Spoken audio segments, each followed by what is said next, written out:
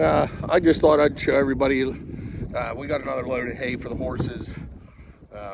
Kind of talk a little bit more about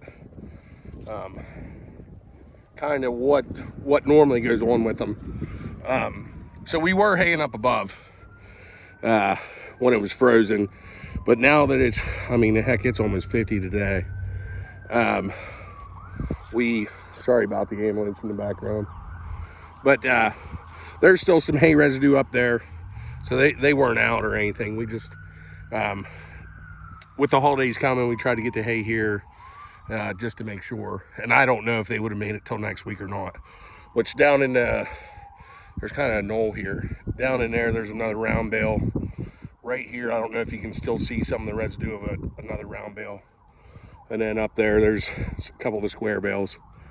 But so normally what we put out, now they've been going through it a little faster than normal, but normally we put out enough for 2 weeks. It's kind of like what we do. And it's kind of neat to watch. So we have all the other bales out here. There's 6 bales here. I don't know if you can see them all. Sorry, I'm out of breath, just got done unloading them. But the neat thing with the horses is, and maybe cattle do this too, we'll figure that out more as the cattle herd grows. But they normally pick, now that we have a couple more horses this year, but still, they normally pick 1 or 2 bales, and they just they will eat this one down until it's gone. And I'm assuming that's their second favorite bale, where the other 3 are. They'll eat these 2 down before they even touch these other ones. And they'll just kind of work through them. Again, with the large squares, I highly recommend keeping your strings on. The first load we got 2 or 3 years ago, I need to brush her tail out, pile burdocks.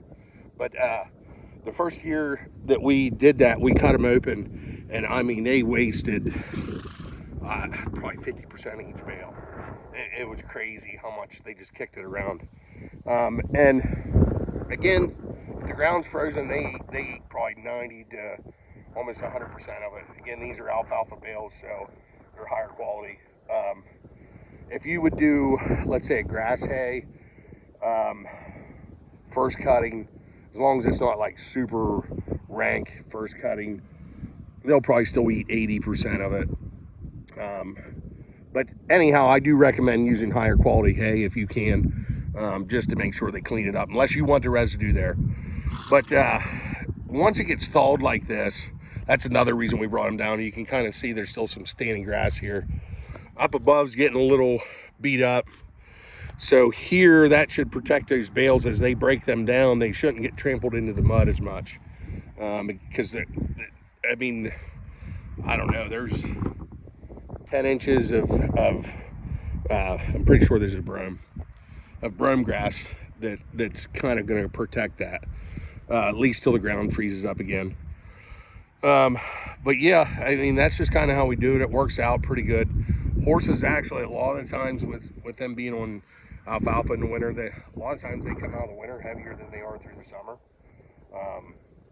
We'll see this year. I mean, because they came into this winter pretty plump this year. But we'll see. They definitely don't lose condition, is how I'd put it. But yeah, I mean, the thing we got to start trying to do is maybe find it. This is our normal winter field. I need to get some other seeds in here to try to take the niche of some of the weeds that are coming up, just because we kind of bale graze here pretty much every year. And that's if we could change anything, that's the one thing I would do. You need other spots that you can bale graze, because we're just putting a pound nutrients on this, let's say 6 acres that's here. If you can, you want to move that nutrients around, and probably not come back to the field for 3 years or something like that. But this one here is pretty nice because we get the barn up above that they can get some shelter, which they never use anyhow. But then right behind the barn, there's frost-free water for them. So that just makes it a little easier on us. Plus our hay guy, he just comes in, drives straight in. We just unload it all off and it takes us 5 minutes. But yeah, if I would change anything, which if we can, maybe next year we'll bale graze a little bit out front here.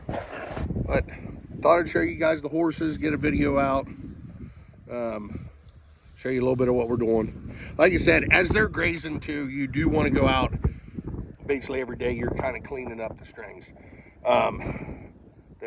And here on this one, if I was doing round bales, I'd have to unroll them because they'd probably end up, well, wouldn't probably, they would be down off the bank onto the highway. So like we'd have to try to unroll them, and so the square bales do actually work better here. Where round bales, if you're on more level ground, that's another option you can use. But like I said, if you're on a bank, I would definitely unroll those things. Or, I mean, unless you're somewhere that even if they do unroll themselves and it doesn't hit anything, you're fine. But here, it would fly down, hit somebody's house or something, be out on the highway, it wouldn't be good. But, all right, I'll talk to you guys later.